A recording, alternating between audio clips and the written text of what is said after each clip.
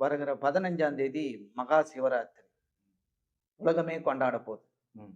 அந்த மகா சிவராத்திரிய பத்தி ம். கொஞ்சம் விளக்கமாவும், அந்த சிவராத்திரிக்கு உண்டான மகிமையும், அந்த நாள்ல மக்கள் என்ன செய்யலாம்? என்ன செய்யக்கூடாது? அப்படியாப்பட்ட பிரபஞ்ச சக்தின்னு சொல்லின்னு இருக்காங்க. அத கொஞ்சம் ஜோதிட ரீதியாவும், அறிவியல் பூர்வமாகவும் நீங்க விளக்கமா சொன்னீங்கன்னா, நேயர்களுக்கு எல்லாருக்கும் பயனுள்ளதா இருக்கும். பக்தி வழிபட்ட நிலை மார்க்கம்னு ஒண்ணு உண்டு. பக்தி மார்க்கம்னு சொல்லுவாங்க. ஆமாங்க ஐயா. அப்புறம் ஞான மார்க்கம்னு ஒண்ணு இருக்கு. ம். இந்த 2 பேருமே அந்த மகா சிவராத்திரிய பயன்படுத்தக்கூடிய ஒரு நாள். அவங்க 2 பேருமே. ஆமா. அதாவது பக்தி மார்க்கம்னா என்ன? ஞான மார்க்கம்னா என்ன? விளக்கங்கள் நெறைய பேருக்கு தெரியும். ம். பக்தி என்னன்னா சரணாகதி தத்துவம். ம். ஞானம்னா அத பத்தின ஆராய்ச்சி தத்துவம். ஓகே. இறை தத்துவத்த பத்தின ஆராய்ச்சி பண்ணக்கூடியது. அப்படி இருக்கும் பொழுது, இந்த மகா சிவராத்திரி வருகின்ற 15 அன்னைக்கு வருதுன்னு வச்சுக்கங்களேன். உலகம் ஃபுல்லா கொண்டாடுறதுக்கு உண்டான காரணம் என்னன்னா, முதல்ல பக்தி வயப்பட்ட நிலையில, பக்தி மார்க்கத்துல என்ன சொல்றாங்கன்னா, சிவபெருமானுடைய புராண கதைகள், நெறைய கதைகள் வருது. நம்ம பார்த்துருக்கோம். வேடன் வந்து அம்பு விடுறா மாரியும், மேல இருந்து அந்த வில்வ இலைகள் கொட்டுறா மாரி, அந்த வில்வ இலைகள் சிவலிங்கத்து மேல விழுந்து ஆமா. அவரு சந்தோஷப்படுறா மாரி, அந்த வில்வ இலைகள வச்சு தான் நெறைய அந்த கதைகள்லாம் இருக்கு. புராண கதைகள்லாம் இருக்கு. அப்ப அன்னைக்கு வந்து சிவராத்திரி அன்னைக்கு காலையிலேயே ஒரு சாதாரண சிவன் வழிபாடு பண்றவங்க எல்லாருமே வீட்ல என்ன பண்ணணும், காலையில தலை குளிச்சுட்டு, சிரார்த்தம் சொல்லுவோம் பண்ணிட்டு, நெத்தி நிறைய திருநீர் அணிந்து ம். கொண்டு, அ அன்றைக்கு வந்து ஒரு உண்ணா நோன்பு மாரி இருந்து, எளிமையான உணவுகள், பால், பழங்கள் இந்த மாரி எடுத்துக்கிட்டு, அந்த ஒரு நாள வந்து ஒரு எம்ப்டி ஸ்டமக்கா வச்சுக்கிட்டு, ம். ரொம்ப ஹார்டா இல்லாம, சாஃப்ட்டா இருந்துகிட்டு, அன்னைக்கு ஒரு சிவபெருமான வழிபடுறது. இரவு முழுக்க வந்து 4 கால பூஜை, 5 கால பூஜைலாம் நடக்கும். ஆமா. அத விடிய விடிய பார்த்துக்கிட்டு, சிவனோட சரணாகதியாகி ம். விழித்திருக்க சொல்லுவாங்க. சரணாகதியாகி பஞ்சாட்சர மந்திரம் என்று சொல்லி, ஓம் நமச்சிவாயா சொல்லி சொல்லி அது கூடவே நம்ம சரணாகதியாகி, அப்போ அந்த எனர்ஜின்றது பக்தி வழியில சரணாகதி தத்துவத்துல மக்கள் ஈடுபடுறது இந்த வர 15 மகா சிவராத்திரி அன்னைக்கு. இது பக்தி வழியில அதனுடைய கதைகள், புராண கதைகள் எல்லாமே இருக்கு. எல்லாம் பார்த்துட்டு இருக்கோம். ஆமா. இப்ப நான் சொல்லப் போற தத்துவங்கள் ஞான தத்துவத்தை கலந்து வரும். ம். ஞானியர்கள், மகான்கள், யோகிகள், அறிவியல் சார்ந்து. அறிவியல் சார்ந்து. அதாவது அறிவியலும், ஞானமும் ஒன்று கூடுற இடம் தான் மகா சிவராத்திரி. ம். ஓகேவா? பேரண்டம் சொல்றோம் இல்லையா? நம்ம பார்க்கிறோம் பேரண்டம்ன்ட்டு. இந்த பேரண்டத்தை இயக்குவது யார்? ஆமா. சிவன் சொல்றோம். இந்த பேரண்டத்தை இயக்குபவரே சிவபெருமான். சிவன் தான். அப்போ அவரு உருவாக்குகிறார், இயங்குகிறது, அழிகிறது. உருவாக்குதல், இயக்குதல், அழித்தல். இது 3மே சிவனுடைய தத்துவம். அப்ப இந்த சிவம்னா என்ன? சிவ தத்துவம்னா என்ன? அப்படின்னா, அண்டவெளியில இருக்கக்கூடிய பிரபஞ்சம், பேரண்டமாக இருக்கக்கூடிய பிரபஞ்சத்தை கடந்து, கடந்து, கடந்து ம். இயங்குகிற களங்களை கடந்து, இயங்குகிற களங்களை, இயங்குகிற லேயர் சொல்லுவாங்க இல்லையா? அதெல்லாம் கடந்து மேல போனோம்னாக்கா, ஒண்ணுமற்ற சூனியமாக இருக்கக்கூடிய ம். சூனிய நிலை, கும் இருட்டு ஆதி நிலை சொல்லுவாங்க. அதுதான் சிவநிலை. அந்த இடம் தான். அந்த இடம் தான். அந்த சிவநிலை அமைதியாகவும், சூனியமாகவும், ம். கருநிறத்தோட இருக்கும். அதுக்கு அளவே கிடையாது. முடிவும் கிடையாது, தொடக்கமும் கிடையாது. அந்த மாரி இருக்கக்கூடிய ஆதி நிலை. ம். அந்த ஆதி நிலைக்கு அப்பாற்பட்ட அடுத்த லேயர் இயக்க களம் சொல்லுவாங்க. இயங்கிக் கொண்டிருக்கிற இயக்க களம். பல கோடி சூரிய மண்டலங்கள், அங்க. பால்வெளி மண்டலங்கள் இதெல்லாம் இயங்கிட்டு இருக்கு. இதுக்கு முன்னாடி இருக்கிறது இயங்காம இருக்கிறது. அது பேர் சூனியம் சொல்லுவாங்க. அதுதான் சிவக்களம். ம். அதுக்கு அடுத்தாற்போல் இருக்கக்கூடியது பேரியக்க மண்டலம் இயங்கிக் கொண்டிருக்கிறது. அண்டவெளி இயங்கிக் கொண்டிருக்கிறது. அது அண்டவெளியில இருக்கக்கூடிய உருண்டைகள். ம். அந்த உருண்டைகள் சூரிய மண்டலம், மில்கி வே கேலக்சின்னு சொல்லலாம். இந்த மாரி பல விதமான அதாவது விஞ்ஞானத்தாலேயே கண்டுபிடிக்க முடியாததெல்லாம் இருக்கு. ம். விஞ்ஞானத்தாலேயே கண்டுபிடிக்க முடியாத விஷயங்கள்லாம் இருக்கு. இன்னும் அந்த அளவுக்கு விஞ்ஞானம் வளரல. ஆனா மெய்ஞானிகள் அந்த அளவுக்கு அந்த காலத்திலேயே அத யூகிச்சு நமக்கெல்லாம் சொல்லியிருக்காங்க. பெரிய விஷயம் தான் அது. அது பாடல் வரிகளா குடுத்திருக்காங்க. அந்த பாடல் வரிகள நம்ம ஆராய்ச்சி பண்ணும்பொழுது இந்த விஷயங்கள்லாம் நமக்கு புலப்படும். அப்படி இருக்கும் பொழுது அது இயங்கிக் கொண்டிருக்கிற அந்த இயக்க களம், அமைதியா இருக்கக்கூடிய அந்த சிவகளம், சிவனும், சக்தியும் சேர்ந்து செய்யக்கூடிய திருவிளையாடல் தான் அந்த மகா சிவராத்திரி அன்னைக்கு நடக்க போகிறது. அப்ப இயங்கிக் கொண்டிருக்கிறது என்ன இயங்குது? பேரண்டத்துல என்ன இயங்கிக்கிட்டு இருக்கு? எப்படி அந்த இயங்கிட்டு இருக்குன்னா, ஆண்டம் சொல்லுவாங்க. அணுக்கள் சொல்லுவாங்க. அணு முதல் அண்டம் வரைன்னுவாங்க. அணு முதல் அண்டம் வரை. அதாவது இந்த வீடியோ பார்க்கறவங்களுக்கெல்லாம் ஒரு தகவல் சொல்லிடுறேன். இந்த வீடியோவுடைய உட்கருத்து என்னன்னா, அறிவியலையும், மெய்ஞானத்தையும் ஒன்றா கலந்து சொல்லக்கூடிய ஒரு தத்துவத்த தான் சொல்லிட்டு இருக்கேன். அதனால உங்களுக்கு புரிதல் இல்லன்னா கூட புரிஞ்சுக்க முயற்சி செய்யுங்க. ஏன்னா, இது மிகப்பெரிய ஒரு அற்புதமான தத்துவம். இது பக்தி வயப்பட்ட நிலையில நான் சொல்லல. பக்திய கடந்து ஞான நிலையில இருந்து அறிவியலையும், ஞானத்தையும் ஒப்பிட்டு உங்களுக்கு சொல்லிக்கிட்டு இருக்கேன். அதனால இது பத்தின விஷயங்கள நான் சொல்றத, இதுக்கு மேல பெரியவங்க, மகான்கள்லாம் சொல்லியிருக்காங்க. நான் சொல்றது ஏதோ ஒரு துளி தான். ஆனா இதுல நிறைய விஷயங்கள் இருக்கு. அதெல்லாம் நீங்க வந்து ஆராய்ச்சி பண்ணுங்க. தேடல் என்ற ஒரு எண்ணத்த போடுங்க. நான் தேடுகிறேன். அந்த தேடுவதை என்னைக்கு தேடணும்? அன்னைக்கு மகா சிவராத்திரி அன்னைக்கு தேடணும். ம். அந்த மகா சிவராத்திரி அன்னைக்கு நம்ம உண்ணா நோன்பு இருந்து, ம்.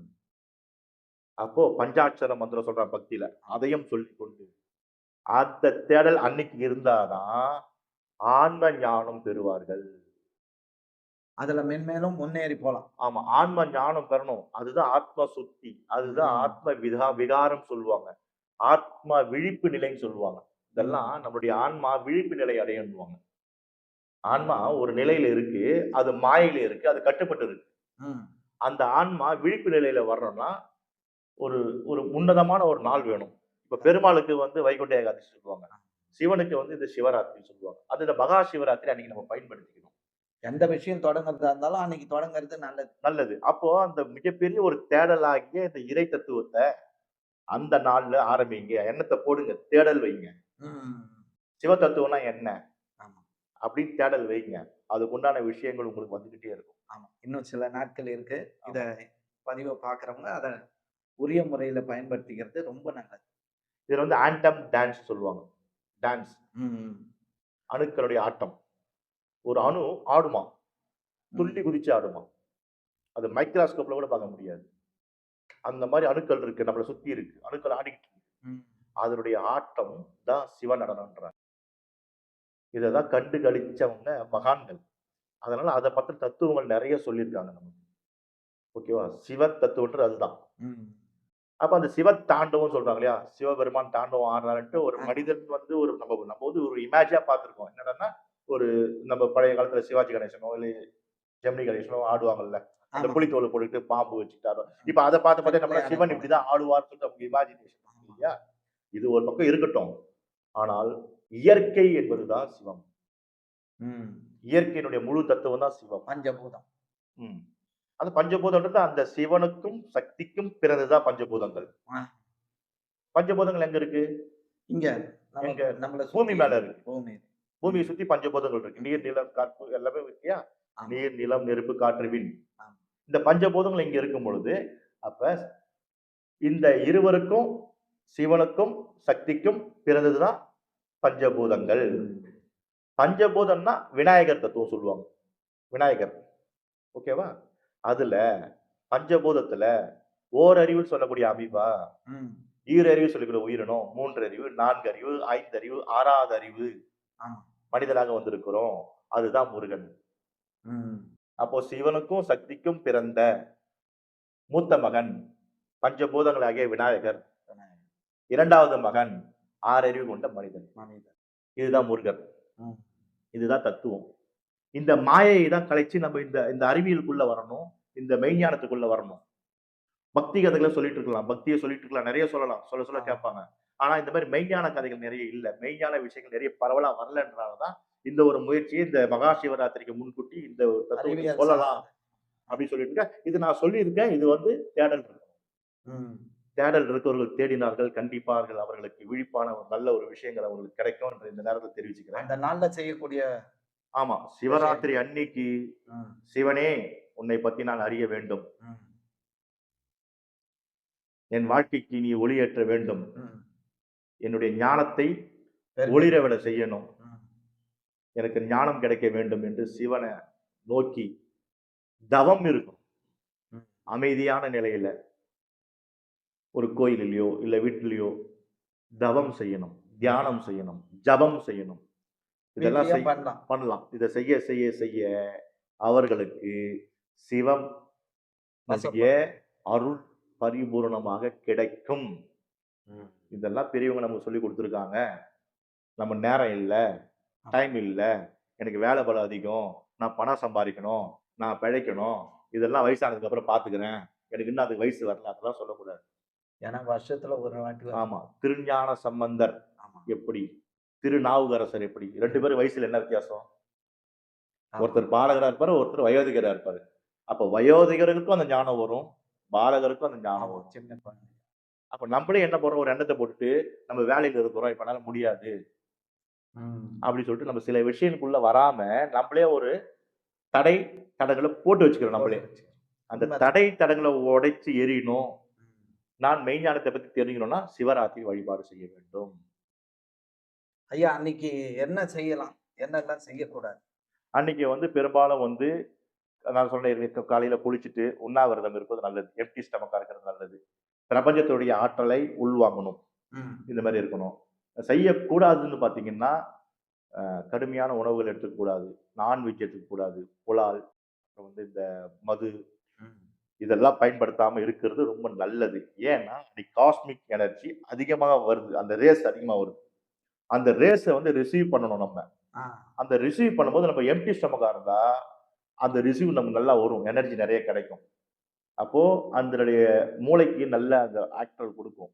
ஆல்ரெடி நம்ம உணவுகள் ஃபியூல், நமக்கு தேவையான உணவுகளை போட்டு ஃபுல் டைட் பண்ணிட்டோம்னாக்கா அதுல ஒர்க்கம் வரும். இல்ல அந்த ஃபியூல் கொண்டான அந்த டயர்ட்னஸ் இருக்கும். கண்டிப்பா இதை சாப்பிடாம ஒரு பழங்கள், ஒரு நல்ல ஒரு தேவையானது வரைக்கும் சாப்பிட்டுட்டு, சாத்விகமான உணவுகளை சாப்பிட்டுட்டு கொஞ்சம் அந்த நைட்டை கடந்தனோம்னாக்கா, இந்த தேடலை வச்சுட்டு கடந்தோம்னாக்கா நிச்சயமாக அபிர்விதமான cosmic energy, purely cosmic energy அன்னைக்கு ரேஸ் இறங்குது.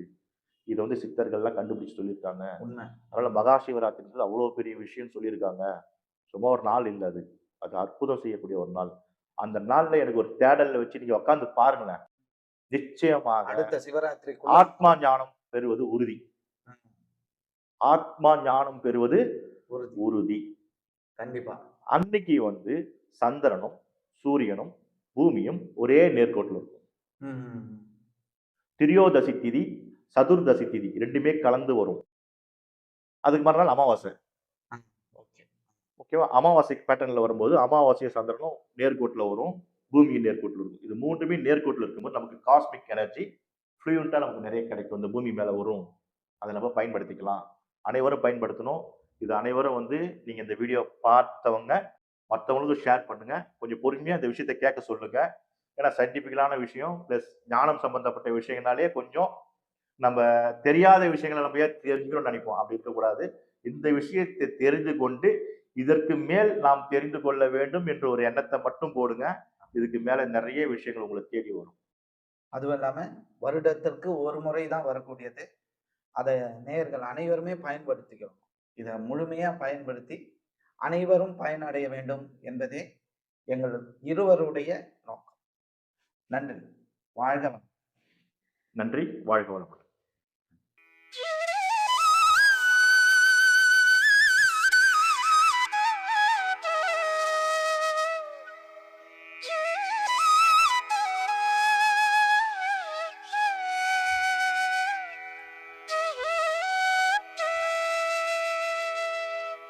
எங்களுடைய பதிவு உங்களுக்கு பிடித்திருந்தால் லைக் பண்ணுங்க, ஷேர் பண்ணுங்க. மீண்டும் தொடர்ந்து இது போல பல பதிவுகளை பார்ப்பதற்கு எங்கள் சேனலை சப்ஸ்கிரைப் செய்து பெல் ஐக்கானை கிளிக் செய்து கொள்ளவும். நன்றி, வணக்கம்.